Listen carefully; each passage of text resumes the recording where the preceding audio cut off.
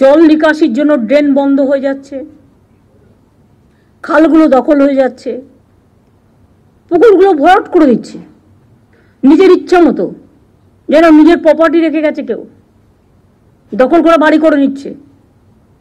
বাবা, সেখানে আবার মাফিয়া জঙ্গল চলছে। পুরো কন্ট্রাক্টর প্রমোটার রাজ একটা সিপিএমের আমল থেকে তৈরি হয়েছিল, সেই রাজটাও এখনো বংশগতভাবে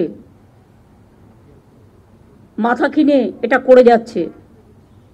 আর যারা পার্টি হচ্ছেন, আগামী দিন মনে রাখবেন, তাদের কাউকে কিন্তু ছেড়ে কথা বলা হবে না। Government is very serious about it. সামনে ডেঙ্গি আসছে, বর্ষার আগে নিয়মিত ড্রেন পরিষ্কার করতে হবে। ড্রেন বন্ধ হয়ে যায় এমন কিছু ড্রেনে ফেলা যাবে না। ড্রেনগুলো তো ডাম্পিং গ্রাউন্ড নয়। পুকুর জলাশয় ভরাট হলে সঙ্গে সঙ্গে অ্যাকশন নিতে হবে, ভেঙে দিতে হবে। সে যারই হোক, আর যত বড় নেতারই হোক, আর যত বড়ই পুলিশ বা অফিসাররা এর মধ্যে জড়িত থাকুক না কেন। ইল্লিগাল কনস্ট্রাকশন চলছে তো চলছেই, আকাশ সমান বাড়ি উঠে যাচ্ছে। এখন আবার স্টেটের যে কালারটা, সেটাও কেউ মানে না। ইচ্ছা মতো,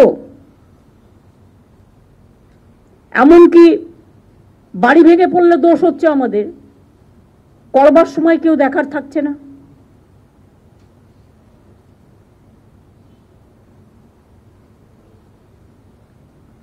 ভাঙা বাড়ির অনেকবার নোটিশ দিয়েছে কলকাতা কর্পোরেশন, আমি জানি, বড় বাজার থেকে শুরু করে অনেক জায়গায়, কিন্তু দে আর নট লিসনিং। ওদের বলতে হবে, তাহলে তোমাকে এফিডেভিট করে বলতে হবে যে আমার কোনো ঘটনা ঘটলে সরকার দায়ী নয়। একটা কিছু তো করতে হবে। যে বাড়ি ইচ্ছা মতো সরু পিলারে করে পালিয়ে যাচ্ছে আর বাড়ি ভেঙে পড়ছে, সেখানে তো একটা অ্যাকশন থাকা দরকার। এমনকি নবান্নর পাশে, এটা আমি অফিসারকে আই মাস্ট অ্যাপ্রিসিয়েট, সে আটকানো সত্ত্বেও রথিন পারমিশন দিয়ে চলে গেছে, চারিদিকে বিল্ডিং তুলে দিয়েছে। বাবু ইচ্ছা মতো বাড়ি করেছে, 3000 ইল্লিগাল লোক নিয়েছেন। আর অরূপ, গৌতম, তোমরা যারা এখানে আছো, নন্দিতা তুমিও বাদ নাও, বালির এমএলএও আছে, কিন্তু তোমাদের বারবার বলবো, don't interfere in the business of development. এবং বিজেপিতে এই সুযোগে তোমরা তো পুরো ভাগ দিচ্ছ তাদের, এ তো আরো মারাত্মক।